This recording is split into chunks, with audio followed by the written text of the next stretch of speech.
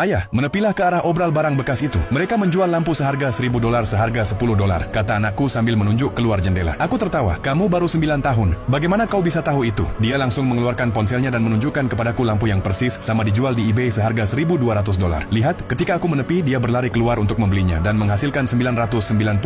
Aku sangat terkesan, dan saat itulah dia mengatakan sesuatu yang mengejutkanku. Pada akhir tahun ini, aku akan menghasilkan lebih banyak uang daripada kamu. Aku tidak tahu apa maksudnya, dan keesokan harinya dia menunjukkan kepadaku daftar tercetak berisi 15 penjualan barang bekas yang akan diadakan pagi itu. Ayah, aku menyusun daftar ini agar kita bisa pergi ke semuanya. Hal-hal ini adalah tambang emas. Aku mengambil daftar itu dan melihat dia telah mengurutkannya berdasarkan kode pos agar kita bisa mengunjunginya dengan urutan yang paling efisien. Aku tahu dia tidak bercanda karena di pinggangnya ada tas yang berisi buku catatan spiral, kalkulator, dan kaca pembesar kecil. Dia sepenuhnya siap untuk menghabiskan seharian mencari barang untuk dijual kembali dengan harga lebih tinggi. Dan aku tidak akan menjadi orang yang mengatakan tidak padanya. Mari kita mulai. Pada penjualan pertama, dia berjalan melewati furnitur dan langsung menuju ke sebuah kotak berisi piring-piring tua. Dia mengambil sebuah mangkuk pengaduk berwarna merah muda, membalikannya, menggesekkan jarinya di atas stempel di bagian bawah, dan memberikan uang $5 kepada wanita itu. Saat wanita itu tidak melihat, dia mencatat keuntungannya di buku catatannya. Membayar $5 untuk mangkuk pengaduk merah muda itu. Nilainya $92. Keuntungannya $87. Sepanjang waktu aku pikir itu hanya hobi masa kecil. Tetapi dalam seminggu, dia telah menjual setiap barang yang dia temukan. Anakku yang berusia 9 tahun telah mengubah $60 menjadi $430. Dan ini baru permulaan. Akhir pekan berikutnya, dia masuk ke sebuah pasar loak dan melihat sebuah lukisan minyak kecil bersandar di rak buku. Label harganya $30. Dia membalikannya. Di bagian belakang terdapat stiker dari sebuah galeri di Boston dan sebuah angka yang ditulis di pensil. Dia tampak sangat terkejut, seolah-olah itu adalah hal terbaik yang dia temukan sejauh ini. Ayah, ini akan mengubah hidup kita. Sebelum aku sempat bertanya apa maksudnya, dia berjalan menghampiri wanita yang mengelola penjualan, mengangkat lukisan itu, dan berkata, ini sangat bagus. Bisakah aku memilikinya seharga $15? Dia melihatnya selama 2 detik. $20 dan itu milikmu. Dia membayarnya tunai dari sebuah amplop yang mulai dia bawa khusus untuk ini. Ketika kami sendirian di dalam mobil, dia menyerahkan lukisan itu kepadaku dan menyuruhku mencari tahu tentang seniman yang melukisnya. Aku melakukannya. Lukisannya dijual di rumah lelang sungguhan dengan harga antara $4.000 hingga $6.000. Tahukah kamu berapa nilainya ketika kamu menawarkannya uang itu?